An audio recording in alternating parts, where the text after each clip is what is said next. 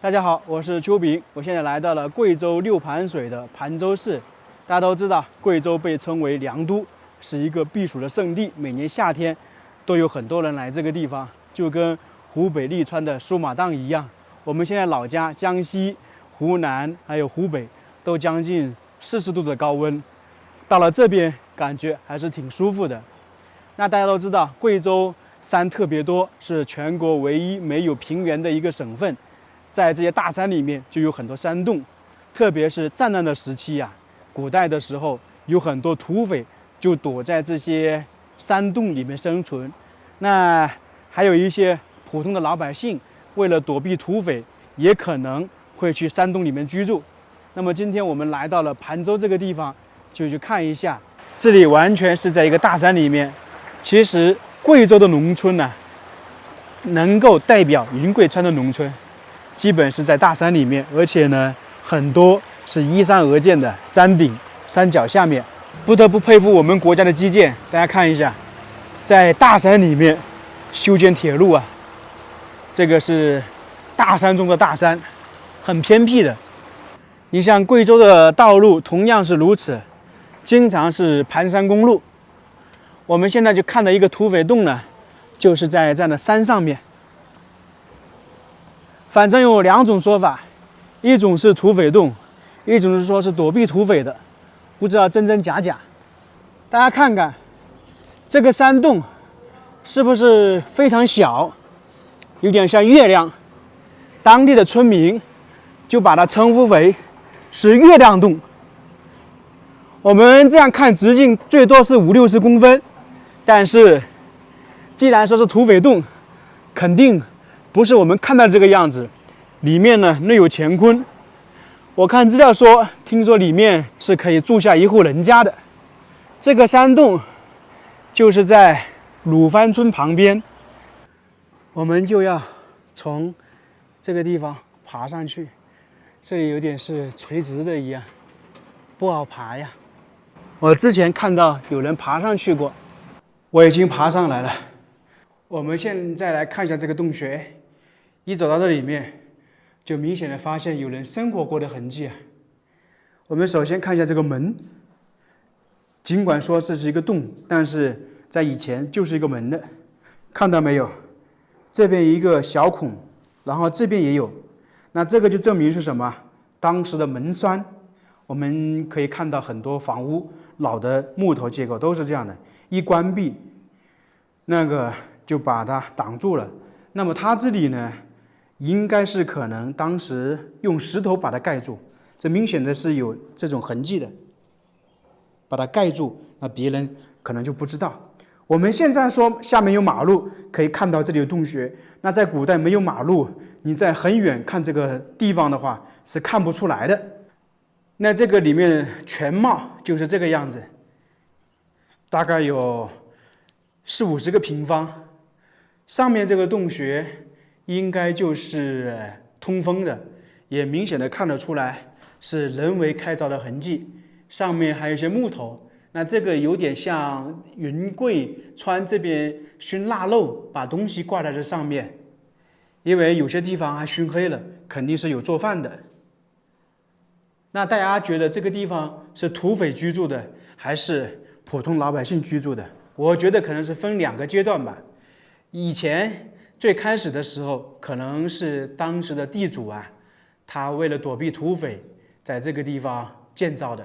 那么这里面呢，大家觉得这洞穴是天然的，还是有人开采的？看看上面有很多人为开凿的痕迹。那么这些是干嘛的呢？其实相当于就是阁楼一样的，你看这里有一个白色的线一样，那就是这里，包括这样看，有那个横梁木头架在上面，那么住的人就可能更多，放东西也更好方便，就跟我们看到的1层楼、2层楼一样。这个地方不管是土匪居住，还是地主或者普通老百姓居住，都是临时的。作为老百姓或者地主，他们听到土匪来了，那就立马躲到这个山上来，这个也算是在悬崖上面。我们现在说外面修了路，以前没有修路的话，那离地面肯定更高。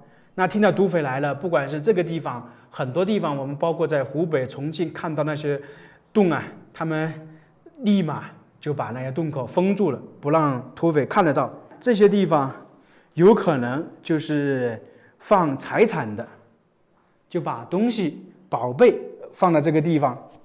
临时这些地方住10来个人是没什么问题的，因为它这里分了阁楼上下。其实在贵州有很多这样的山洞，碰到当地的村民，他会向我们介绍这些山洞在以前还是有人居住，特别是在战乱时期，对躲避土匪发挥了重要的作用。我们前2天在一个地方碰到当地的村民说，在几十年前那些洞穴里面还有人生活，所以在贵州这个不稀奇。我们去年去重庆看到一座桥，下面有一把宝剑。那其实不光重庆有，在贵州也很多，特别是在网上看资料说，贵州很多桥下面都有把宝剑。那今天我们来到这个村落啊，当地村民看到我是来旅游，因为这附近嘛有几个比较奇怪的洞穴，后面呢就给我们介绍，他说这个村头的一座桥下面一把宝剑，所以我们就来看一看，看看贵州桥下宝剑是什么样子，跟重庆的有没有什么区别。我们前段时间不是去了西藏嘛，那边的气候变化无常，一会儿下雨，一会儿下雪，一会儿又是天晴。这来到贵州也有点类似啊。我刚刚来到的时候就大概20分钟，这里还是晴空万里大太阳。你看现在下雨了，又起风了，变化太快了。那把宝剑就在这个桥下面，如果没有当地人的告诉和指引，根本就不知道这样一座桥下面竟然还有把宝剑，看起来跟现在的桥梁没有什么区别，但是这座桥大概是有200年的历史，只不过说后面经过修缮，变成了我们现在看到的柏油。那这附近呢，还在修建铁路。中国的基建也确实厉害，在这种大山呢，还能够修建铁路。宝剑在那个位置，我们先爬下去。我们是要往玉米地里面穿梭，桥就在这里，宝剑就在桥下面，应该是能够看得到的。哇，好明显呐！我们上次在重庆看到一把宝剑，它是斜的，这里呢是直接吊在这里，那个铁链吊着宝剑的手柄，那个宝剑这样垂直下来。它放宝剑每个地方是有区分的，反正在贵州遵义也有一座桥下面放了一把宝剑。这里是在贵州六盘水盘州市的鲁潘村，那这个村叫鲁潘，它这座大桥也叫鲁潘大桥。桥下放一把宝剑，那这座宝剑到底有什么含义呢？这座桥确切的建造日期不太了解，但是按照当地村民的说法，大概是200年，能够保存这么久还是非常不容易的。因为古代建桥技术没有我们现在这么发达，我们现在建造很多东西都是有水泥，在古代是没有，它大部分采用是那种糯米浆等等。就像我们看了很多明清的陵墓，它那个方城明楼用的也是如此，包括他们那些拱桥。那么在桥下放宝剑，一般这种剑的说法是叫做斩龙剑，因为在古代有很多神话故事，很多封建社会的时候，他们就有各种各样的传说。那么所谓的斩龙剑，就相当于是以前这里的河流经常有水患，按照当地的传说，就是有什么蛟龙在水里面兴风作浪，影响人们的出行。那这座桥一建，下面放一把宝剑，那这里的水患呢就没有了，就相当于是风平浪静。其实这个算是古人他的一种心理寄托作用，因为他可能对这个水患洪水没有办法。还有一种说法呢，就是说这个剑是测量桥的水位而放在这里的，解释是说古人对建桥技术没有信心，反正各有各的说法。那么很多人奇怪，这种放了几百年也算是文物，有没有人想去盗走它？其实正是因为有了这些传说，所以呢，没有人敢盗这些宝剑，至今还保存完好。桥有几百年哦，那把宝剑呢？也是几百年了。为什么桥下会放一把宝剑呢？它这个山上会出来一种胶。